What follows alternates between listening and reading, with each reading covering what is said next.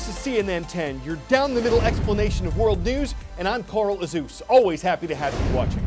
We're getting started in Eastern Asia today, where the leader of Hong Kong is doing something she previously said she wouldn't do. She's getting rid of a controversial government bill that led to massive protests that started 3 months ago. Hong Kong is a special administrative region of China. People in Hong Kong have certain freedoms that people in mainland China don't have. An extradition bill proposed earlier this year would have allowed Hong Kong to hand over certain crime suspects to mainland China. Critics were concerned this could be done for political reasons, that people who spoke out against Hong Kong or China's government could be sent off to the mainland. Both Hong Kong and China said that wouldn't happen, and the bill was put on hold.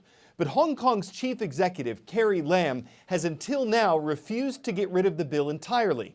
Well, she just did, saying that after more than 2 months of social unrest, it's obvious that the discontent in the city goes beyond the bill and that Hong Kong must look for solutions to its problems. Protests have grown increasingly violent in recent weeks, but getting rid of the extradition bill may not stop them. The focus has now completely shifted to allegations against police, allegations against protesters.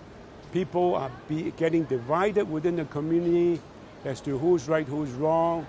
The extradition bill was one of 5 main demands protesters had made, but Chief Executive Lam has refused to give ground on the other 4, which include more democracy for the city. Lam says the government's priority is to restore law and order. We don't know what's next here. Mainland China has indicated it could intervene if necessary to prevent riots. On Thursday and Friday, the eye of Hurricane Dorian is forecast to move near or over the coast of the Carolinas. Forecasters still aren't sure exactly where this slowly wandering storm will go, but they say flooding, especially in coastal South Carolina's low country, could be devastating. Last night, Dorian was a Category 2 storm with wind speeds a little over 100 miles per hour.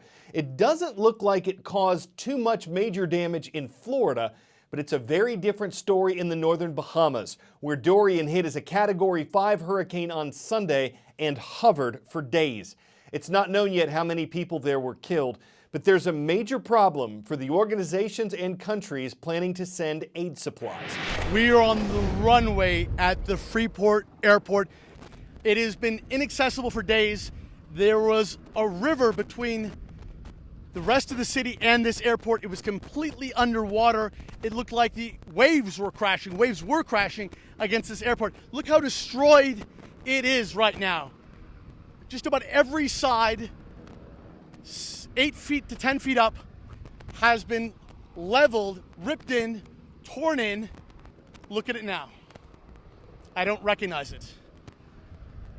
There's not a wall standing. You think about the need this island has right now for a functioning airport, to get injured people out, to get supplies in, and this airport right now is completely destroyed. I've never seen anything like it in my life. This is complete and utter devastation like I've never seen. Jose's gonna point the camera over here. Look at this, that's a wheel. This is the underside of a plane. This is what's left of the wing. You think of the force required to throw a plane from the runway into a terminal. If anybody was here, I don't know how they would have survived. I've seen a lot of damage on this island. This is the absolute most devastated area I have seen so far. It will be impossible for anybody who is injured or just wants to get off the island to leave from here. Aid will not be able to come in to this part of the airport, into this airport at all, because it's just a debris field now. So if help is going to come, it's going to have to come through some other way, boats, another airfield, but this is really the only airfield for this island, and it is in utter ruins. Up next, $170 million. That's what the technology company Google has agreed to pay to settle a lawsuit involving its YouTube video sharing website. Google owns YouTube, and the website was accused of collecting user information from kids in order to get more advertising revenue. Here's the problem with that. It's against the law in the United States for companies to use or share the personal data of kids under age 13 without their parents' permission. The government says Google and YouTube intentionally broke that law by tracking and providing specific ads to young children. The fine that Google's agreed to pay is the highest penalty ever paid for breaking that law. Google says it's committed to giving children and families the best possible experience on YouTube, and that it plans to limit its data collection on videos made for kids, limit the features available on kids' videos, and stop serving personalized ads on kids' videos. Critics say the settlement isn't as effective as it should be in making sure YouTube will enforce its rules, and that even though the fine is a record, it's still less than 1% of what Google makes in advertising every quarter. A U.S. government representative says the settlement could still encourage businesses to make sure they follow the law. 10-second trivia. Which of these celestial objects is called a minor planet? Pluto, asteroid, moon, Sirius.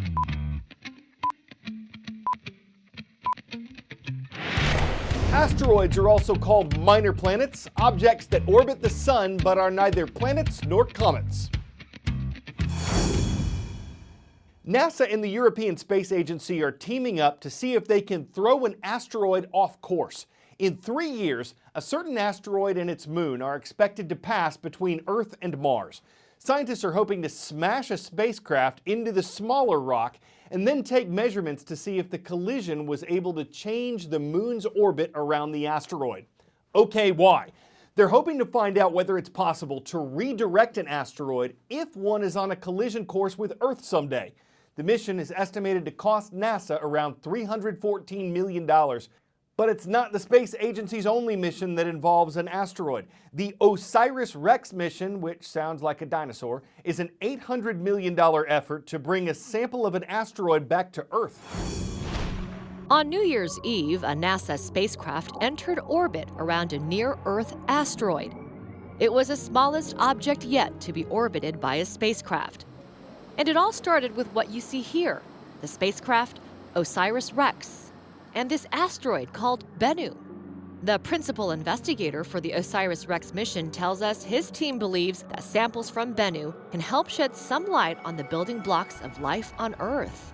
We think Bennu dates from the dawn of the solar system and contains water and organic material, and our science objectives are really focused on understanding the role that these kinds of asteroids played in making Earth a habitable planet and possibly bringing the seeds for the origin of life. 3, 2, 1.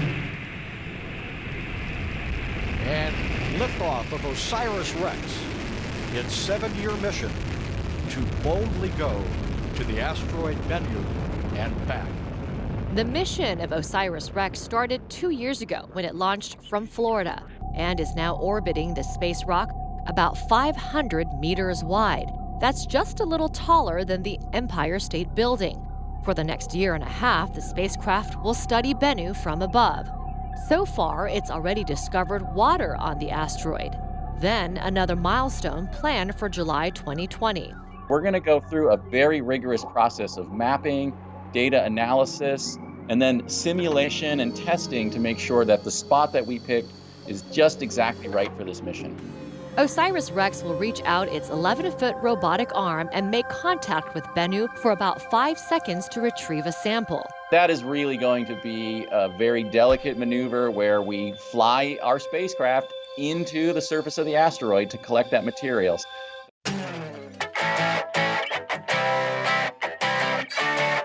If you're staying inside a lodge, you'd think you'd be protected from some of the wildlife that prowls around outside. It's not exactly how it went recently at a lodge in Big Sky, Montana. A black bear made its way inside the ladies' bathroom and then decided to take a nap on the sink. The lodge says the animal got in through a window. Police and wildlife officials were able to tranquilize the bear and then move it to a more appropriate location. Were the bears welcome? There were no signs that said so, and taking naps outside gives them much more restroom, so that's something to think about. The story generated some major interest, but no injuries were brought to bear, so the officers deserve some serious Cody accolades. I'm Carl Azus. Thanks for bearing with me on CNN 10.